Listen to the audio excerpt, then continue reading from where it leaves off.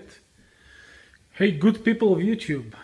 If you've been following my previous videos, so just to recap, I had an oil leak on a Mercedes that I bought. It was a Mercedes S600 with the famous oil leak from the back of the motor, somewhere where the transmission bell housing.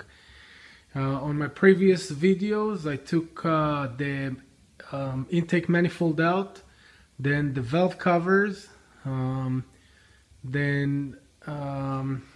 it may take me a second to think and come up with the right words for everything, because I can't concentrate. Been working hard today.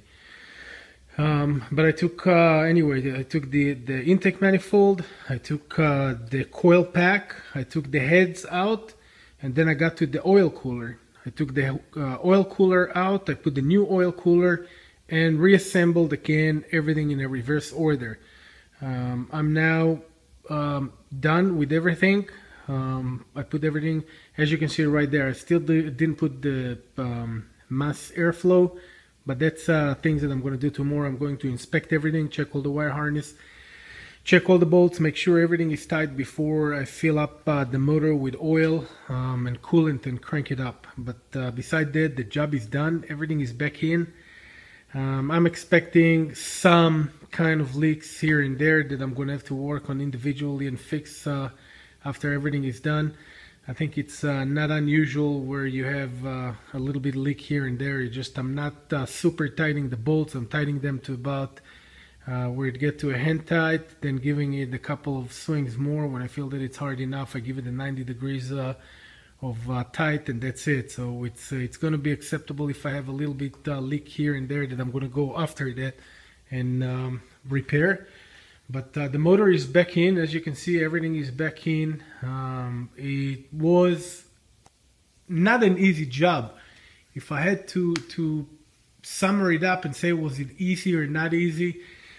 If I had to do it again, I will do it again. But that's not going to be the job of my choice. It's time consuming, and you got to put detail into everything you put into this work. You can't just think that you're going to take it out and put it in and you're done.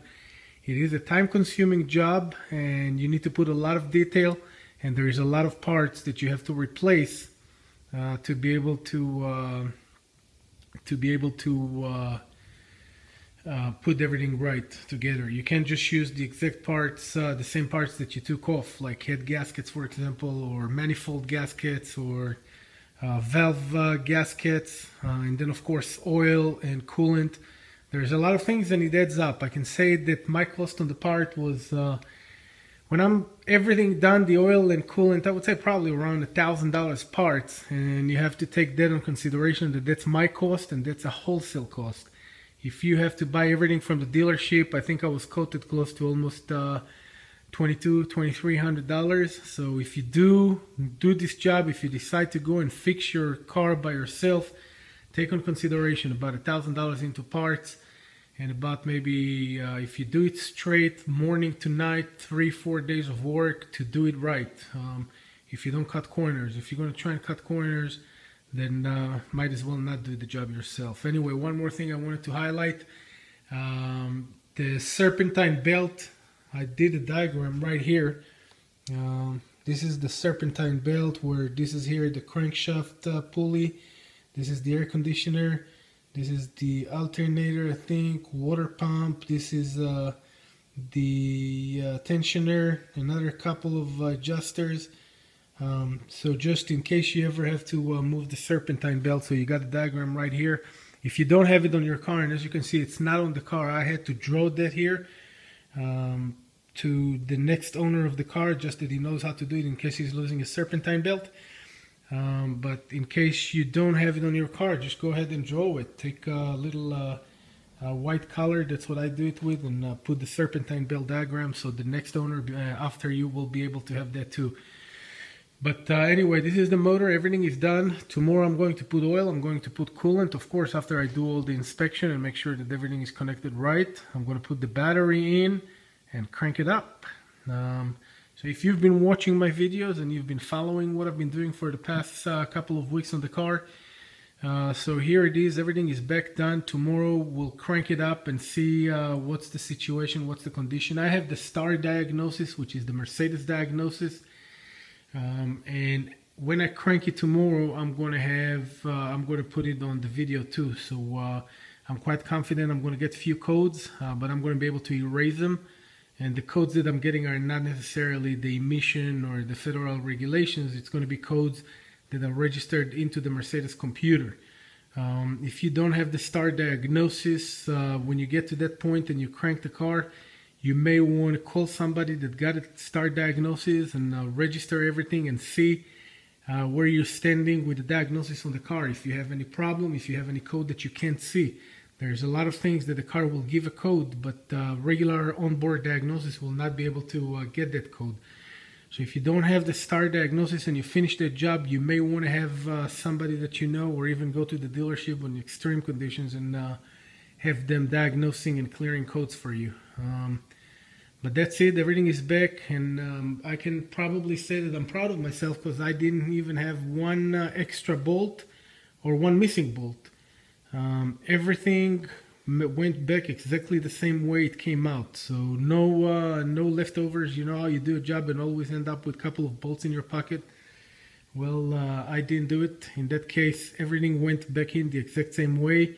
I can say that Mercedes, to the most part of it, make good cars, but one of the things about the way that they make cars is they have a kid's mentality. Like if you ever played Lego, when back in the days the Lego came out, you had to assemble all kind of things, and every part had exactly the place where it's got to go. And that's exactly with Mercedes. The way that it works is, and that's one of the reasons, besides patting my shoulder on that, but one of the reasons also I didn't end up with bolts or screws or excessive amount of leftovers is because every part have exactly where it has to go. So if it doesn't fit where it's got to go, do not force it in. It might not have to go where you think it is. And I can say that one of the problems that I ran into is when I put the wire harness back together, I had the bracket for the oxygen sensor that goes to the gas manifold.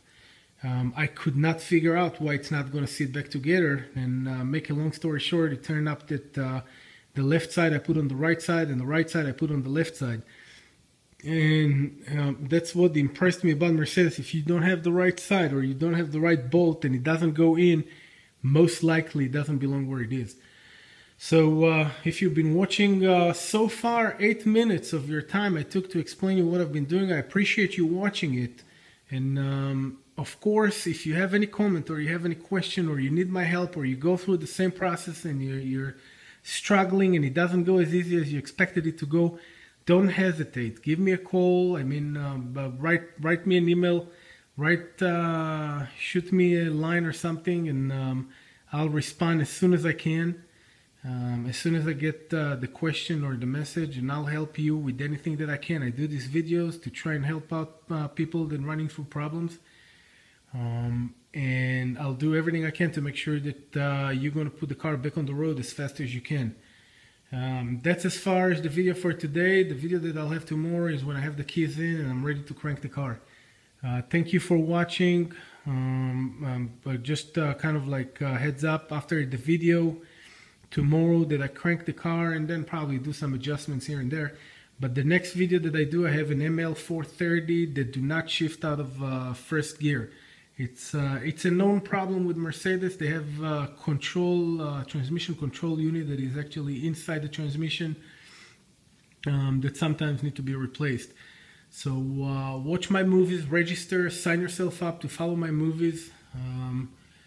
So you can, if you own a Mercedes and you run into the same problems, so at least you can see what I do and find a way to fix your own Mercedes. Thank you for watching and good luck.